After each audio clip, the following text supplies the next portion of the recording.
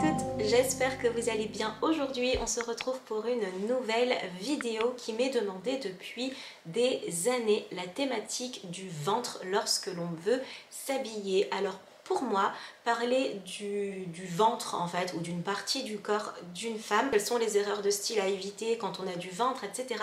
Pour moi, c'était des thématiques qui étaient mais tellement floues que je ne voyais pas l'intérêt de créer ce type de vidéo. Et puis, je suis tombée enceinte.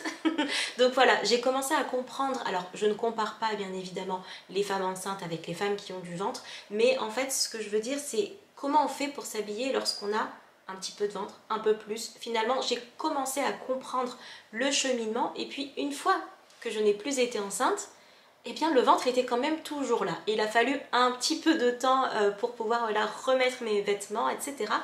Et là en fait j'ai compris que c'était un véritable sujet. Mais avant ça, pour être tout à fait honnête, moi ce n'était pas du tout un sujet. Donc je suis désolée d'avoir mis autant de temps à le comprendre, mais on va régler ça dans cette vidéo ainsi que dans la vidéo suivante. Donc restez attentive aux prochaines publications. Ici on se retrouve pour 5 erreurs de style à ne surtout pas commettre lorsque l'on a du ventre. J'espère en tout cas que cette vidéo vous plaira et pourra vous aider.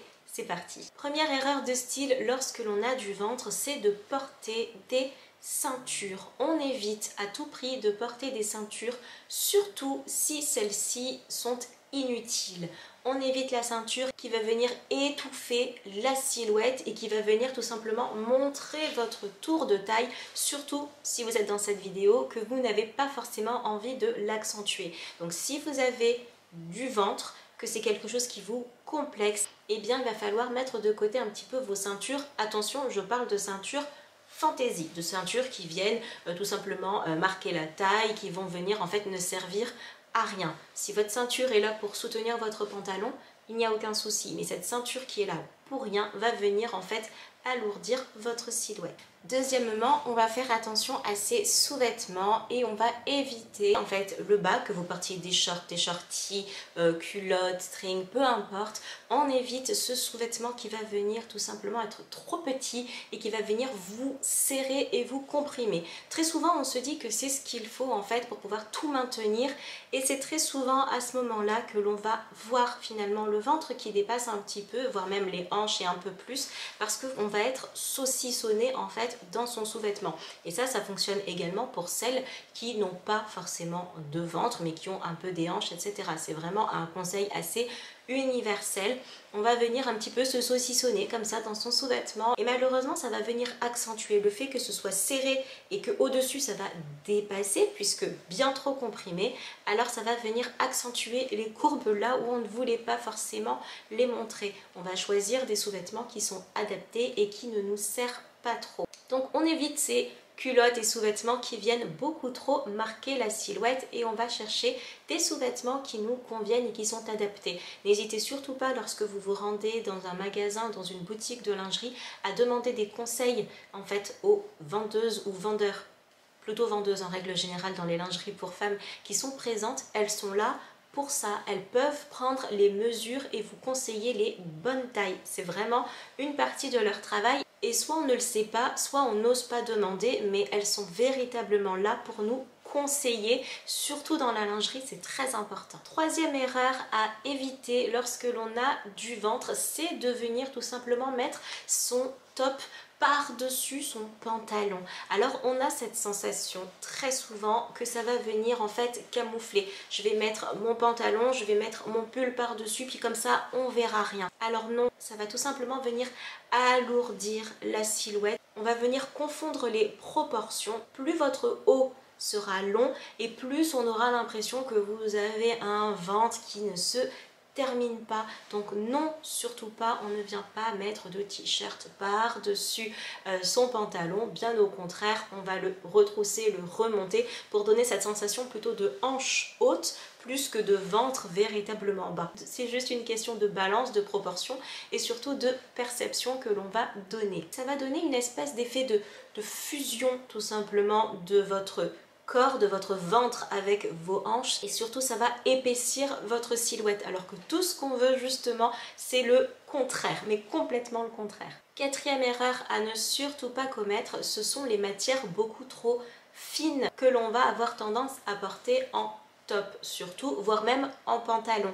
On évite les matières qui sont trop fines tout simplement parce que très souvent elles vont venir se poser sur la peau et dessiner ce ventre que l'on veut cacher. On va le voir encore plus avec de mauvaises matières ou des matières qui sont trop fines. Optez plutôt pour des matières assez épaisses qui, lorsqu'elles se posent sur votre peau, eh bien, ne marquent pas les plis. Je pense à un très bon coton par exemple, bon là c'est le cas un petit peu de ma chemise, qui lorsque je la porte, voyez, ne vient pas se mouler sur ma hanche ou ne vient pas se mouler sur mon ventre par exemple. On évite toutes ces matières-là qui vont venir en fait tout simplement redessiner et recréer votre silhouette, surtout si on veut la cacher. Il en va de même pour les mailles qui sont beaucoup trop fines. On va opter pour des mailles qui sont un petit peu plus épaisses. Pas trop non plus parce qu'on ne veut pas surcharger sa silhouette, mais on évite vraiment tout ce qui est trop fin. De toute façon, très simplement, si vous prenez votre tissu, déjà vous sentez ce qui est assez fin, optez plutôt pour du jean, pour de la laine par exemple en termes de pantalon, plus que tous ces pantalons qui sont extrêmement fins,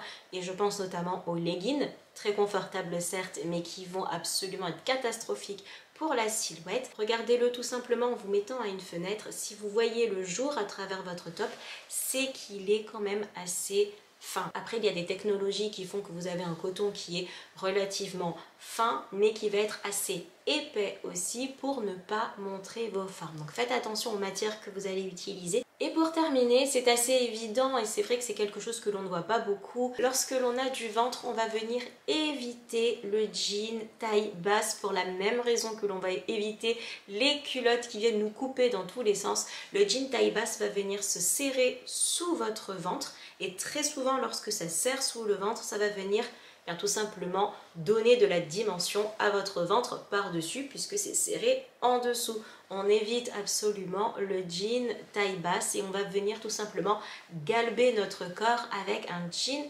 taille haute. C'est beaucoup mieux, ça va venir maintenir et ceinturer un petit peu votre corps. On évite le jean taille basse qui n'est pas du tout un bon allié. Et puis en plus, lorsque vous allez vous asseoir, on va voir tout ce qui se passe derrière. C'est une catastrophe. On n'oublie pas non plus que le jean taille basse est de toute façon complètement démodé. Il peut revenir auprès des jeunes. C'est vrai qu'il y a une dimension qui est très différente entre lorsque l'on a passé on va dire 25, 30 ans, etc. Et au-dessus, c'est qu'on a envie de belles pièces et d'un dressing qui soit aussi confortable, pas mémérisant mais confortable. Le jean taille basse n'a rien de confortable, on est beaucoup mieux dans un jean taille haute. Déjà on n'a pas froid, on n'a pas le sous-vêtement qui dépasse, on ne se pose aucune question et c'est une charge mentale en moins. On a tellement d'autres charges, mais je trouve que vraiment ce jean taille basse n'a d'une part rien de positif, il est inconfortable et en plus il va venir marquer ce que l'on a envie de camoufler. Et très souvent lorsque l'on a du ventre et pas de hanche non plus, il va venir trahir encore une fois de plus cette zone là que l'on veut camoufler. Donc exit le pantalon jean taille basse et bienvenue à ce très joli pantalon taille haute qui est juste tellement confortable. Et bien voilà, cette vidéo est désormais terminée. J'espère qu'elle vous a plu et que vous avez passé un bon moment en ma compagnie. J'espère également que vous avez appris des choses et bien évidemment, je le répète, mais c'est pas grave, je le répéterai encore et toujours, votre corps est bien comme il est. Faites comme vous en avez envie et habillez-vous comme bon vous semble, bien évidemment. S'il vous reste un petit peu de temps, prenez-le pour vous abonner et pour regarder l'une de mes dernières vidéos. Quant à moi, je vous embrasse très très fort et je vous dis à très bientôt. Bye!